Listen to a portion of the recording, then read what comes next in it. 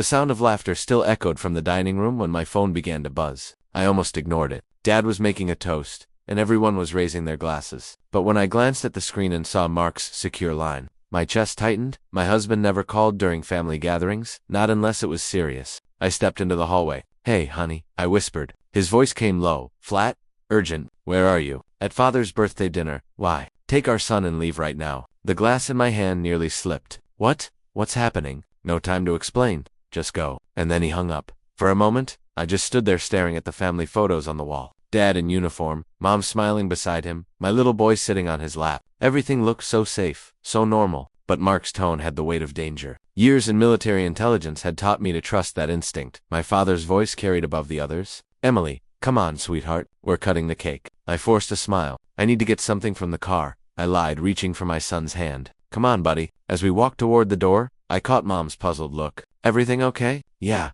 I said softly, but my heart was pounding. I buckled my son into his booster seat, then glanced back at the house. The windows glowed with warm light. Then I noticed the SUV parked 2 houses down, black, windows tinted, engine running just enough to send faint white exhaust into the cold air. My breath caught. I climbed into the driver's seat, fingers trembling, and pulled out of the driveway. My son asked, "Mom, where are we going?" I swallowed hard. "Somewhere safe, sweetheart." 5 minutes later, at the first red light, I reached into the glove box and froze. Inside was a small flash drive wrapped in a folded note. Mark's handwriting. "If I can't reach you again, trust no one, not even your father." The light turned green. I pressed the gas and kept driving. A block later, my son had already dozed off. Then, as I turned toward the highway, a flash of light lit up the night behind me, brighter than fireworks, louder than thunder. I slammed the brakes, staring through the mirror. The sky glowed orange. Smoke billowed upward. The explosion shook the steering wheel in my hands. The glow was coming from my father's house. I whispered Mark's name, but no sound came out. I gripped my son's hand. "It's okay, baby." But I knew it wasn't. Not anymore. The road stretched empty ahead. Mark's words replayed in my mind. "Take our son and leave right now." "Mom, what was that noise?" My son mumbled. I forced my voice calm. "Just fireworks, sweetheart. We're going on a little trip." I turned onto Route 29, heading south. At the next gas station, I pulled over. The folded note sat on the passenger seat. "Trust no one, not even your father." I opened it again. The handwriting was definitely Mark's, "Not even your father." It made no sense. My father was a retired Marine colonel, a man who ironed his shirts at 5 a.m. and stood for the flag. Then my phone buzzed again. Unknown number. "Emily," a voice whispered. "It's Ben, your father's aide." "Ben, what's happening?" "Don't go home. Don't answer calls from anyone claiming to be from base. Just stay off the grid." Static cut him off. I drove another hour before stopping at a cheap roadside motel. In the room, I locked the door twice and pushed a chair against it. I sat at the desk with my laptop and plugged in the flash drive. Inside were coordinates, a date, December 12th, and one line. "If I don't come home, tell our son the truth." I checked the date. It was December 11th. The next morning, I learned about the explosion on the news. A sudden gas leak causes a fire at the home of retired Marine Colonel Robert Hensley. One injured. That had to be Dad. I wanted to call the hospital, but Mark's voice stopped me. "Trust no one." Instead, I packed up at dawn. By the time the morning news replayed the footage, I was sitting in a diner with coffee I couldn't drink. My father's name, spoken so casually on national television. He was taken to Fairfax General Hospital with minor injuries. I paid in cash and walked back to the car. At a red light, I dialed Mark's number again, straight to voicemail. Then I tried the CIA liaison. A woman's voice answered. "This is Agent Lewis."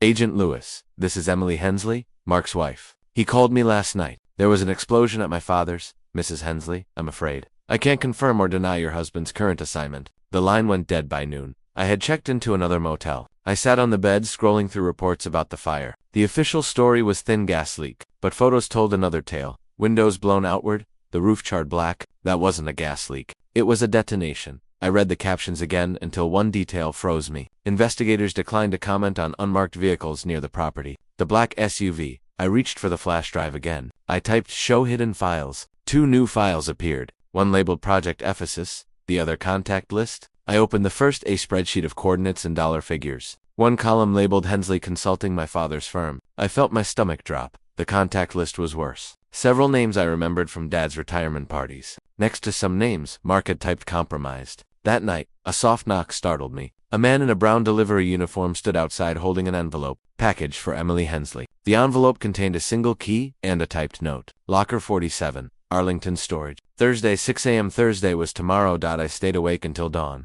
At 5:30 a.m., I loaded the car. The drive to Arlington took less than 2 hours. Locker 47 was near the center aisle. Inside was a duffel bag and a manila envelope. The envelope read, "If you found this, you're already in danger." Inside were photographs. My father shaking hands with men I didn't recognize. One image showed him at a marina with a man Mark once described as a defense contractor flagged by audit. Another showed me holding our son, a red circle drawn around my head. My knees nearly gave out. Then I saw the flash drive taped to the back. I plugged it in. A single folder appeared. Ephesus recordings. The first audio file began with static. Then came Mark's voice. "If you're hearing this, Emily, I didn't make it out. Your father's company has been used as a front for transferring experimental weapons data overseas. He doesn't know the full scope, but he's being used." I tried to stop it, but someone inside Langley burned my cover. "I'm sorry." I pressed pause, trembling. I hit play again. "You'll find proof in the offshore ledgers. Take it to Internal Affairs. Ask for Agent Lewis. She's clean. But be careful. Someone close to you already knows you're on the move. If it's not me at the door, don't open it." That evening, I parked outside the hospital. I needed to see my father. Inside, I followed the hall to room 214. Dad lay propped against white pillows. His eyes brightened when he saw me. He said softly. "Thank God you're safe. I heard you left right before the fire." I hesitated. "Yeah, you don't have to explain," he said. "It was an accident. Gas leak in the basement." I looked at him closely. There was no tremor of guilt, yet something in me stayed cold. "Dad," I said quietly, "did you ever work with a company called Trident Systems?" His grip on my hand tightened. "Where'd you hear that name?" I froze. "It's classified," he said finally. "Emily, some things you don't want to dig into." "Then why did Mark call me last night?" He frowned. "Mark, there's something you need to know about your husband." Before he could continue, a nurse entered. "Colonel Hensley, we need to run your tests, now." He looked back at me. "Go home, Em. I'll explain everything later." I walked out with my heart pounding. In the parking lot, a black sedan slowed as it passed me. I knew then I couldn't trust anyone. Not yet.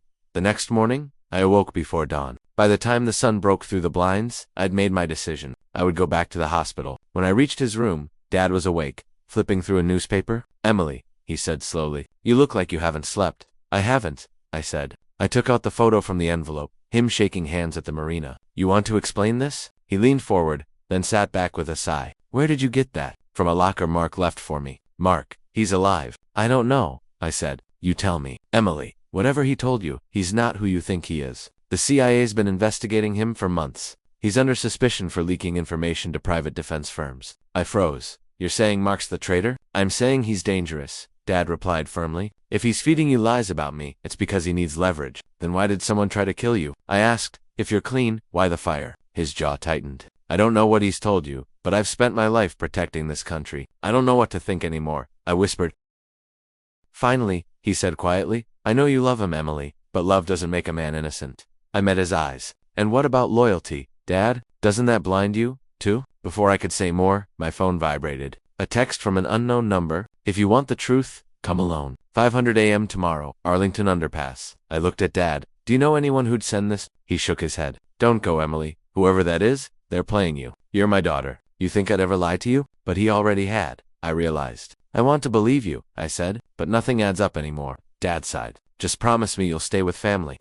"I can't," I said, standing. As I turned to leave, his voice stopped me. "Emily, if you go down this road, you might not come back the same." I looked over my shoulder. "Neither did you, Dad." I left before dawn. Night was folding itself away. I stopped halfway beneath the overpass. A man stepped out from the shadow. "Emily," he said. "It's Ben, my father's aide." "Don't come closer," I said. "Show me your phone." He obliged. "You have the Ephesus files. What do you know about Ephesus?" Hensley Consulting's book started showing consultancy fees routed through shells. Your father thought they were donors. He didn't see the rest. What rest? Hardware specs, naval prototypes. "Emily, your father is not the man selling anything. He's the man they're using. Why call me? Because you'll do what the agency won't. And because Mark asked me to." My heart stumbled. "You've seen him." Ben shook his head. "He slipped me this before he vanished." He withdrew a battered green notebook. He said, "If I don't come back, she'll find what I couldn't carry." "Set it down," I said. "What's in there?" "Names, times, a meet at the Trident Systems Marina with a buyer labeled Whitaker. Cal Whitaker, my father's business partner for 6 years. He's the one." "He's at least the bridge," Ben said. "He masks his transfers through the veteran scholarship pipeline." And the explosion. Not a leak. They wanted your father rattled. They wanted you blamed for fleeing, and they wanted you to call Mark so they could triangulate him. What do you want me to do? Take the notebook to Internal Affairs. Ask for Agent Lewis. But if you can stand it, bring your father in on it. A shout cracked across the underpass. "Hands!" A man stepped forward, badge flashing. Arlington PD, step away. Ben didn't flinch. No, you're not. That precinct's patch has oak leaves on the left. Yours are reversed. Run, Ben said. I pivoted toward the stairwell and took the stairs 2 at a time. At the top, I cut left behind a bus. By the time I reached the church lot, my hands shook. We pulled onto the street. In the rear view, I saw Ben step into the open. Hands up, buying seconds. On the ramp, I dialed the Langley liaison. Agent Lewis, I said. I have Mark Hensley's field journal and documentation on Ephesus. Meet me where a colonel would feel safe. Where? St. Luke's Chapel, Fort Myer, noon. Who will be there? My father, I said. And if you're clean, you... I hung up. Fort Myer had always been a place of ceremony. Dad was already there, sitting in the front pew, wearing his old Marine dress coat.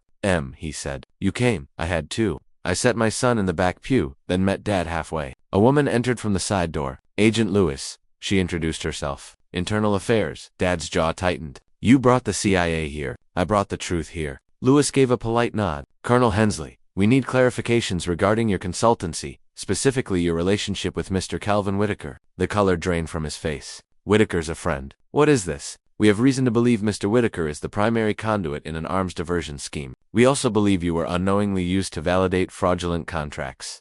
Dad blinked, stunned. That's insane. I stepped closer. Dad, Ben told me everything, and I have Mark's field notes. You're still trusting that man. He was right, Dad, about Whitaker, about everything. He shook his head. You don't understand. Whitaker saved my command. If you truly believe that, Lewis said, call him, invite him here. He dialed. The call went to voicemail. Then again, each time, the same hollow tone. That's strange, Lewis said. We've had his phone on trace since last night. The chapel door opened. Between two men, Calvin Whitaker walked with calm confidence. Robert, he said warmly. You look well, considering. Dad's expression fractured. Cal, what's going on? Whitaker's gaze flicked to me. You shouldn't have brought her into this. Bob. Lewis stepped forward. Mr. Whitaker, you're under investigation for treason. Please remove your hands from your pockets. He laughed softly. Before he could finish, the chapel's rear door swung open. 2 MPs stepped inside, followed by a tall figure. Mark? My breath caught. Mark stepped forward. I told you I'd find proof, sir. And I did. He placed a USB drive on the pew.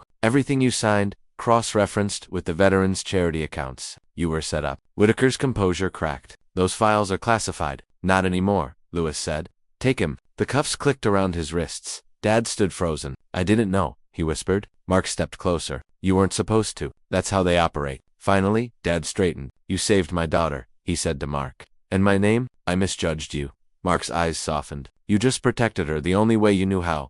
Sir. Dad extended his hand. They shook. Dad turned to me. Emily, I'm sorry for doubting you. I felt tears. Just tell me we're done hiding, Dad. He nodded slowly. We are. Mark reached for my hand. It's over. Outside the chapel, bells began to ring. For the first time since that phone call, the sound was beautiful.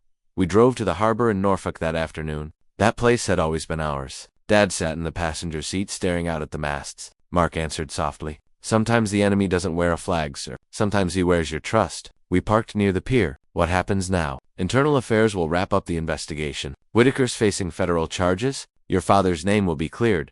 For a moment, we just stood there, the sea lapping against the dock. I remembered the last time we were here. He'd said, if the world ever goes dark, promise me you'll follow the light. I hadn't understood it then. Now I did. Dad joined us, holding my son's hand. I just talked to Lewis. They're releasing the statement tomorrow. They're calling me a whistleblower now. Mark extended his hand. It's an honor to serve alongside a man who still stands when it matters. My son leaned against my leg. Mom, can I feed the birds? I handed him sandwich crusts. Go ahead, sweetheart. He scattered the pieces, laughing as the gulls swooped down. For the first time in years, I smiled without forcing it. A month passed before the world started feeling steady. Whitaker pled guilty, cutting a deal. The agency cleared Dad of all wrongdoing. He stopped wearing his medals for a while, but every morning he'd still raise the flag, because honor wasn't about spotless records. It was about showing up even after the world had bruised you. Mark recovered faster than expected. The agency offered him a desk position. He declined. Instead, he started consulting for veterans' mental health programs. As for me, I went back to teaching part-time, writing lectures on ethics and intelligence work. One Saturday, Dad called, come over for lunch.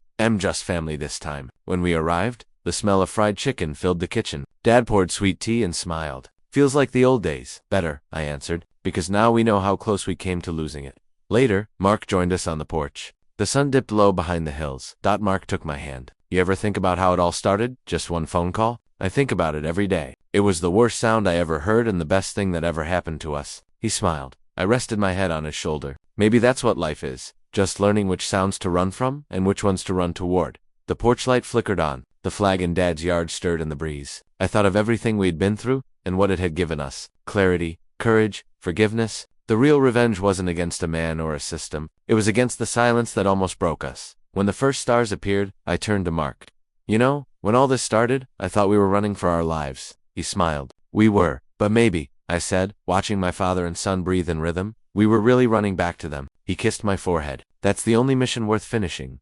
The next morning, I watched Dad raise the flag again. When he saluted, the gesture was more than muscle memory. It was gratitude. I opened the window and let the morning air in. Mark poured coffee and turned on the radio. The news anchor was talking about peace negotiations, but for once, the words didn't sound distant. I carried my mug out to the porch and looked up at the flag. It didn't feel like ceremony anymore. It felt like healing. Then I spoke softly. Trust is earned not by words, but by actions. Patriotism means telling the truth, even when it hurts. And forgiveness is the courage that keeps families alive. If anyone had told me a year ago that I'd find peace after betrayal, I'd have laughed. But now I knew peace doesn't come after the fire. It's what you build from the ashes. So if you're listening right now, call someone you love. Tell them what you couldn't say yesterday. Because sometimes one phone call really can save everything.